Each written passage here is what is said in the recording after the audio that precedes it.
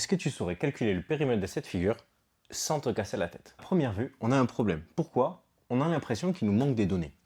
Je n'ai pas toutes les longueurs de ce polygone. Alors qu'est-ce qu'on me dit? On me dit que tous les angles sont droits. Je pourrais essayer de chercher comment déterminer cette longueur en fonction de celle-ci, mais rien qu'en y réfléchissant, je vois bien que ça ne sera pas facile. En revanche, je pourrais réfléchir autrement. Comment? J'effectue une boucle. Qu'est-ce que ça veut dire? Qu'est-ce qu'elle m'indique, cette boucle? Cette boucle m'indique que le nombre de déplacements vers la droite seront égaux au nombre de déplacements vers la gauche. Également que le nombre de déplacements vers le bas seront égaux au nombre de déplacements vers le haut. Quand j'y réfléchis, dans ma figure, si je pars d'ici, j'effectue là également une boucle. Et qu'est-ce que ça veut dire pour moi? Ça veut dire que le nombre de déplacements vers la droite seront égaux au nombre de déplacements vers la gauche. De la même façon, le nombre de déplacements vers le bas seront égaux au nombre de déplacements vers la gauche. Alors, je vais appeler bas avec un B, H pour haut, droite avec un D, et gauche avec un G.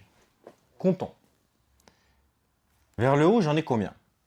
J'en ai 8 là, 5 là, 3 là. Ce qui me donne 16. J'ai donc 16 déplacements vers le haut. Autrement dit, vers le bas, j'en aurai combien également? 16, si tu as bien suivi. Ok. Qu'importe les longueurs qui me manquent. Je suis certain que vers le bas, j'aurai en tout 16 déplacements. Que dire de la droite et la gauche?